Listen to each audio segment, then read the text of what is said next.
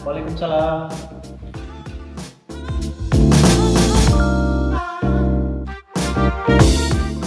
Assalamualaikum warahmatullahi wabarakatuh. Perkenalkan, nama saya Zainal Arifin. Saya adalah guru produktif pada kompetensi keahlian agribisnis pengolahan hasil pertanian di SMK Negeri 1 Karangtengah, Kabupaten Cianjur. Pada video pembelajaran kali ini kita akan melakukan praktik pembuatan telur asin. Sebagaimana kita ketahui, telur asin adalah salah satu produk olahan pangan yang merupakan aplikasi dari teknik pengawetan dengan metode penggaraman. Meski terlihat mudah, praktik pembuatan telur asin memerlukan beberapa faktor penentu untuk menghasilkan mutu telur asin yang baik. Yang pertama adalah kualitas bahan baku, kemudian yang kedua bahan pembantu, dan yang ketiga adalah proses pembuatan itu sendiri. Baik, untuk lebih jelasnya mari kita saksikan video berikut ini. Assalamualaikum warahmatullahi wabarakatuh. Waalaikumsalam warahmatullahi wabarakatuh. Bagaimana kabarnya kalian hari ini? Alhamdulillah luar biasa. Baik, anak-anakku, hari ini kita akan melakukan praktek pembuatan telur asin. Ya, sebagaimana kita ketahui, telur asin adalah produk olahan pangan yang merupakan teknik pengawetan dari metode penggaraman. Sebagaimana kita ketahui, untuk melakukan proses pembuatan telur asin ini ada beberapa bahan baku yang harus kita perhatikan. Sudah siap melakukan praktek hari ini? Siap. SMK? Bisa. SMK? Hebat. Baik, sebelum kita praktek, jangan lupa untuk menggunakan masker dan hairnet.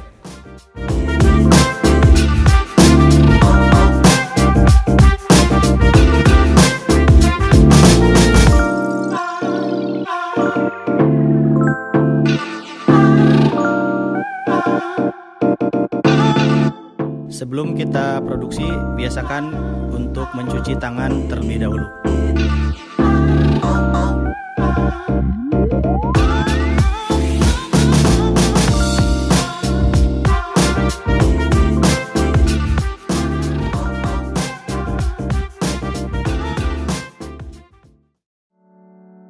Hal yang pertama yang kita lakukan dalam proses pembuatan telur asin adalah mempersiapkan alat dan bahan. Alat-alat yang kita gunakan yaitu baskom plastik, panci, amplas,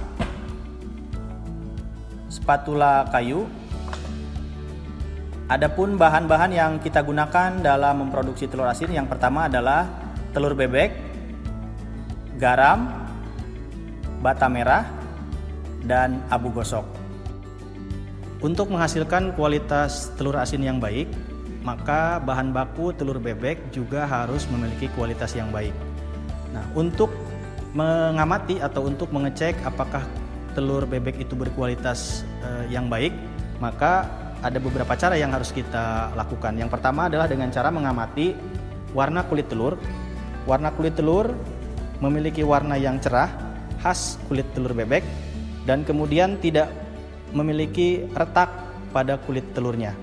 Kalau misalnya dia retak, berarti dia tidak boleh digunakan untuk bahan baku telur asin. Kemudian yang ketiga adalah jika terdapat bercak hitam seperti ini, berarti telur ini kurang baik digunakan untuk bahan baku telur asin. Kita pisahkan satu persatu ke dalam wadah yang lain. Bisa dilakukan? Silakan.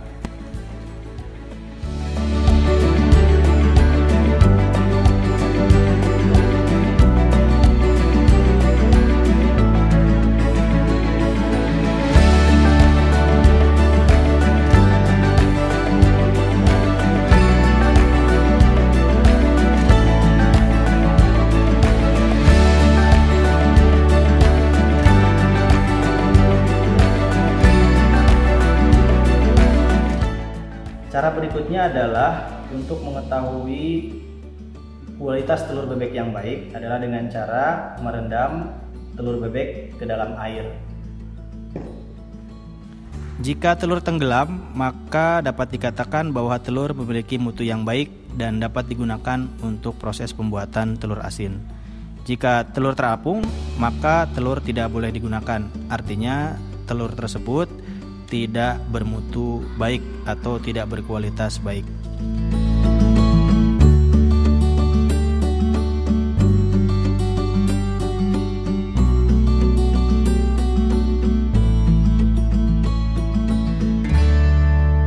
Baik, sebelum telur bebek kita lakukan pengasinan, kulit telur bebek terlebih dahulu kita amplas. Ada yang sudah tahu mengapa dalam proses pembuatan telur asin, telur bebek harus kita amplas dulu? Untuk membuka telur. Ya, betul. Salah satunya adalah untuk membuka pori-pori kulit telur bebek supaya terbuka dan proses pengasinan bisa berjalan maksimal. Caranya adalah dengan cara menggosok kulit telur bebek secara perlahan, tidak terlalu kencang, agar telur bebek tidak terlalu tipis. Kemudian kalau sudah diamplas, sudah bersih, kemudian kita pisahkan telur bebek satu persatu ke dalam wadah yang lain. Hal ini dilakukan terus sampai dengan telur bebek semuanya sudah diamplas dengan baik.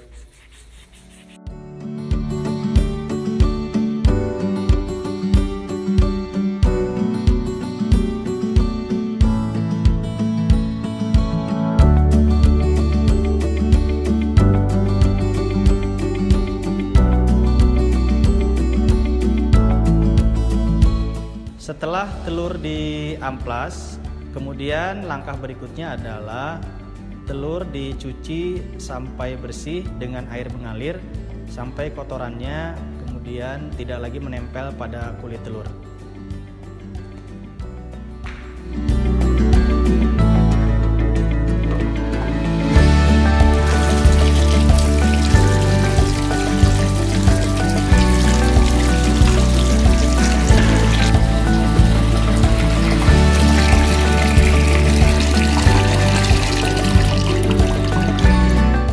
Tahap berikutnya adalah membuat adonan pengasin. Buatlah adonan pengasin yang terdiri dari campuran bubuk bata merah, garam, dan abu gosok dengan perbandingan sama, yaitu 1:1:1. Tambahkan bahan-bahan tersebut ke dalam wadah satu persatu. Yang pertama adalah abu gosok,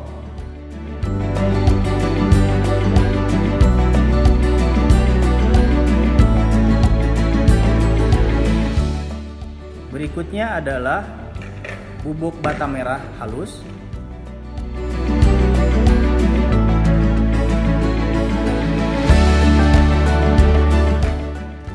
yang ketiga adalah garam,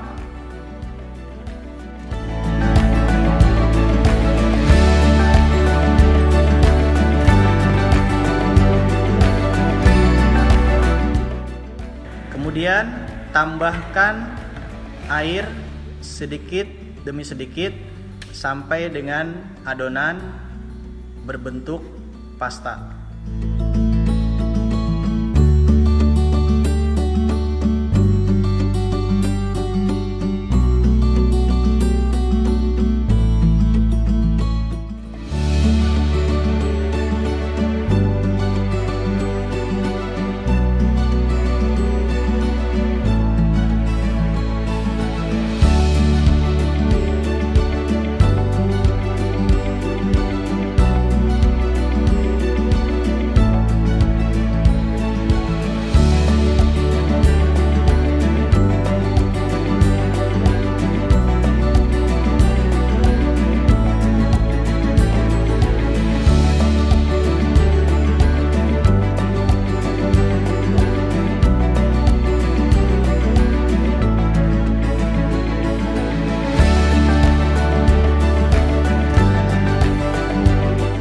Setelah adonan pengasin sudah kita buat, maka langkah berikutnya adalah melapisi kulit telur yang tadi sudah kita cuci dengan adonan pengasin dengan cara seperti ini.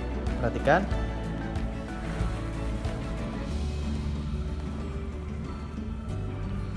Kita lakukan satu persatu. Telur asin ini kita lapis dengan adonan pengasin sampai terbungkus seluruh permukaan kulit telur bebek. Kemudian kita simpan di dalam panci seperti ini, satu persatu.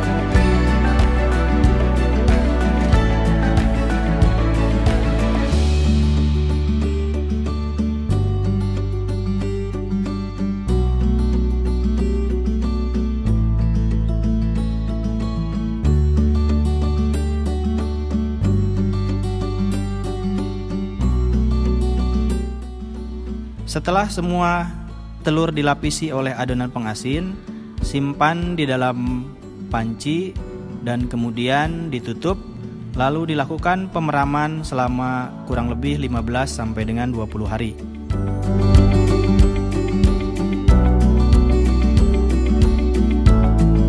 Langkah berikutnya adalah telur bebek kita bersihkan satu persatu.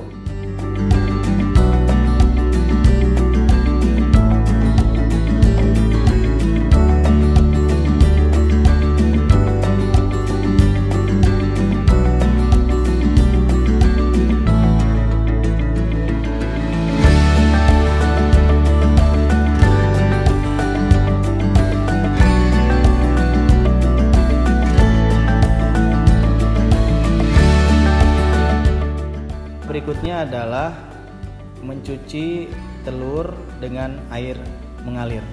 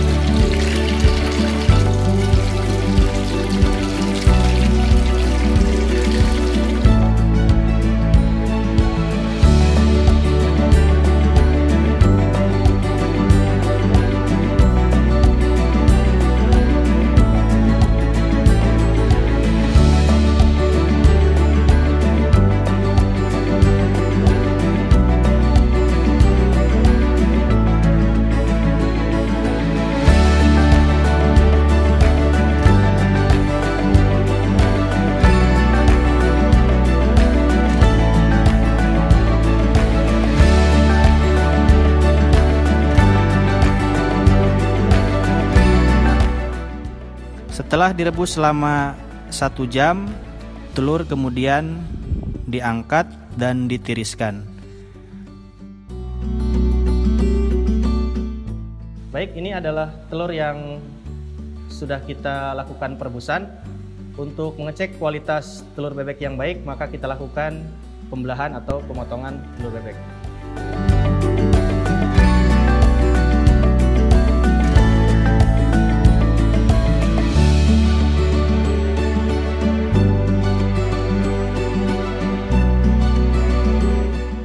Baik, ini adalah telur bebek yang dihasilkan. Luarnya seperti berminyak, kemudian tengahnya seperti ada berwarna kuning keemasan. Ini artinya telur bebek yang kita hasilkan cukup baik dan siap untuk dipasarkan.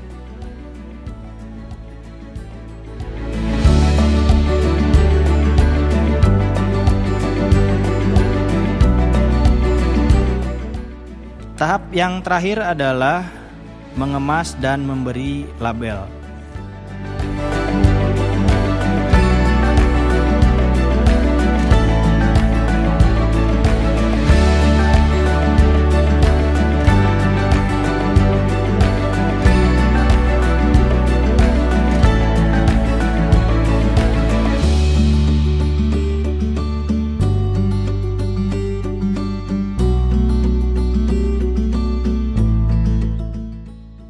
Demikianlah video praktek pembelajaran proses pembuatan telur asin untuk hari ini.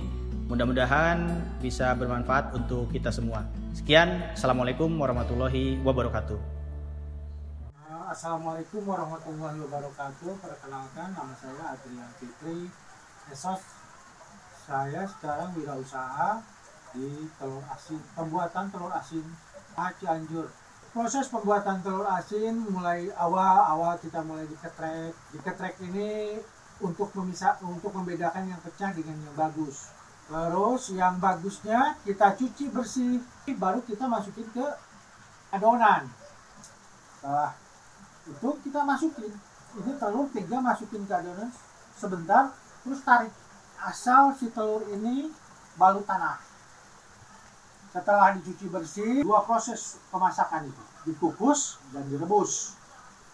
Nah, setelah dikukus kita angkat. Nah, ini siap dipasarkan.